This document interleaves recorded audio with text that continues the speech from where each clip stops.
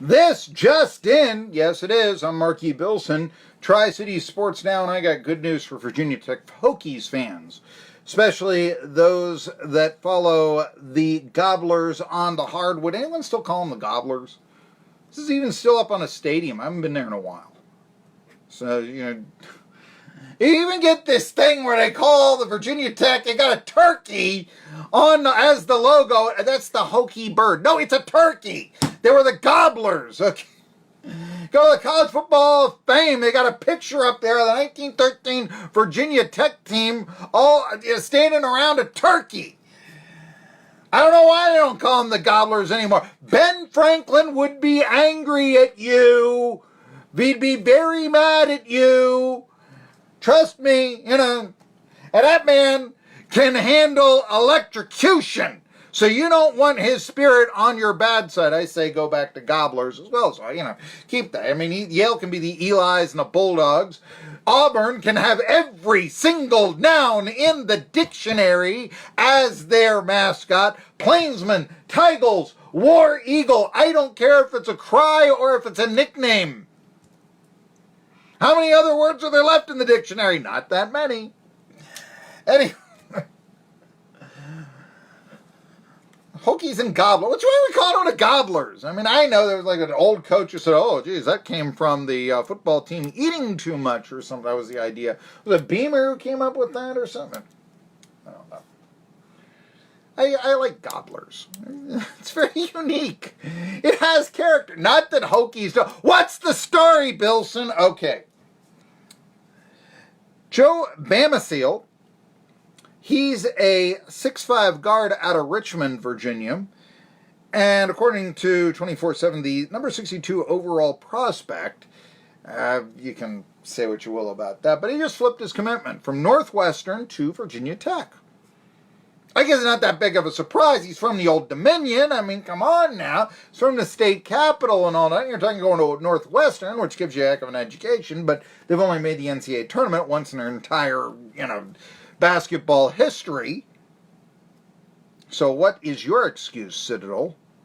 But nevertheless, that's the first recruit that Mike Young's gotten for his 2020 class. So there you go. Joe Bamisile, real skinny, 6'5" guard, but he's supposed to be one of the top 100 recruits for 2020. So there you go. And I'm not talking Hugh Downs. Who now is the host of 2020? I haven't seen that in a long time.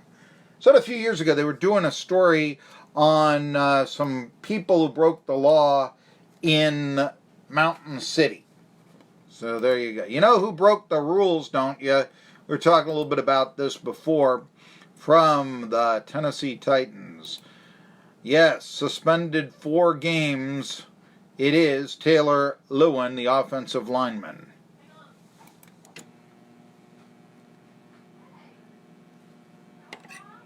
I'll be there for 4 games. I've never cheated myself, and I never wanted you guys to feel cheated. And I'm sorry. But I'm going to be better for this. I'm going to come back. I got my supplements tested by a third party. Says he didn't take anything knowingly. I want everybody to know that I've never taken the supplement knowingly, and I've never cheated the game, and I never will. I have notes. Those things don't really matter. What really is important to me is that people know that I'm not a cheater. I went and did a polygraph test about offspring and knowingly taken it, and I passed that test.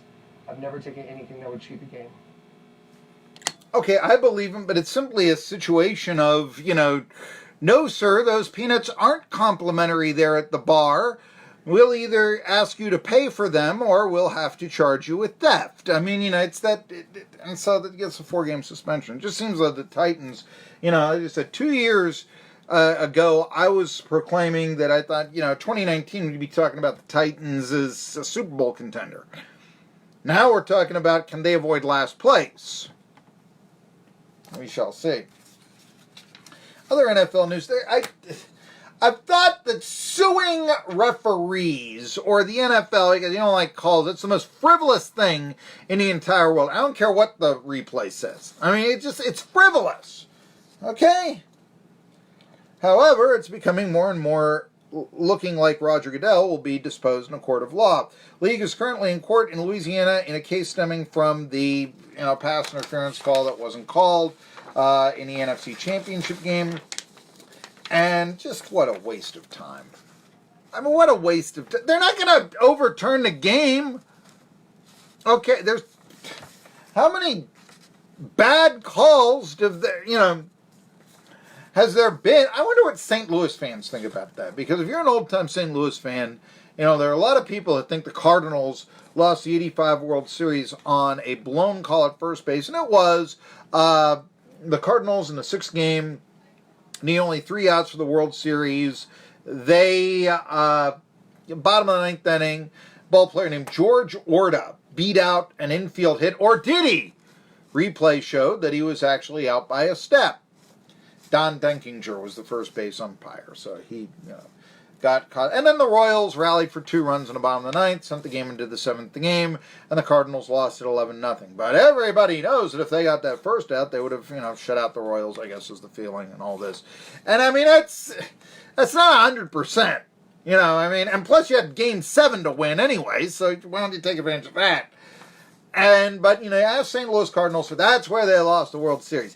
Then they lose their football team, the Rams, in the middle of the Cardinals, now in Arizona, were their NFL team of the time, but they lose the NFL Rams, and then they see them go to the Super Bowl on, yes, a bad call, but still, same thing. Hey, Saints, you could have run the ball on first down instead of throwing it. You run the ball on first down, the Rams probably don't have enough time to go take that game into OT.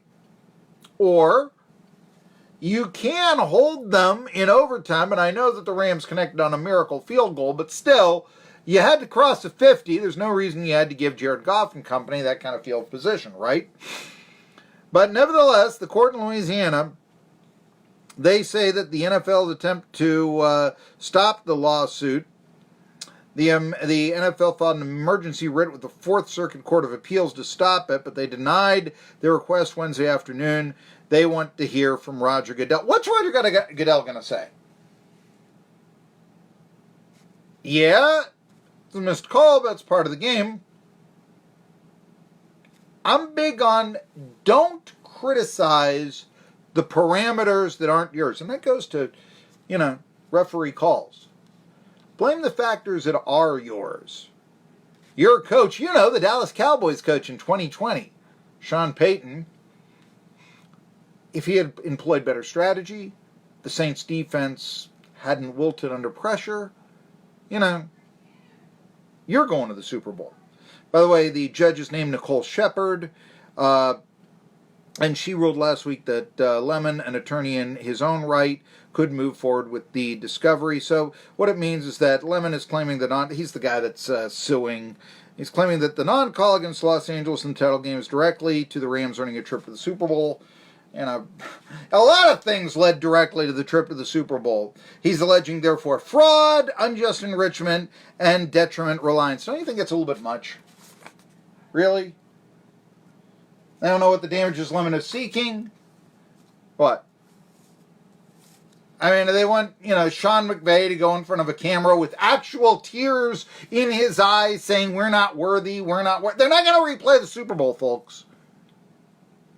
This is just the most frivolous thing I've ever... die with dignity, will you, New Orleans Saints? I mean, come on. Yes, I think you got a bad deal, but you made your own bed. Shush. More NFL news. Remember the helmet rule last preseason? And what it is, you're not supposed to lead the tackle with your head down. That leads to spinal cord injury. Sounded like a good idea. Problem was, in a preseason, every play was getting called for a penalty. Well, the NFL wants to try it again. And I don't blame them. And I think it's probably a good idea. And, who cares if there are a lot of flags in a preseason if you can get and enforce and get more players to tackle the right way. Yeah, we'll have a lot of boring preseason games. Guess what? They're already boring. You'll have as many penalties as a arena football league game back when that league was starting up. See, they had a bunch of new rules and the players were trying to learn how to play it, so they got penalized a lot. You'll get that. I know that the NFL, once the regular season started, they started waning. They said, look, we can't have every play be called a penalty and all this. But you know what? Let's get in that mindset. I think it's a good idea to enforce that. They're going to try to do it again. Hey, just trying to make a better game. Home of the Happy Bugs.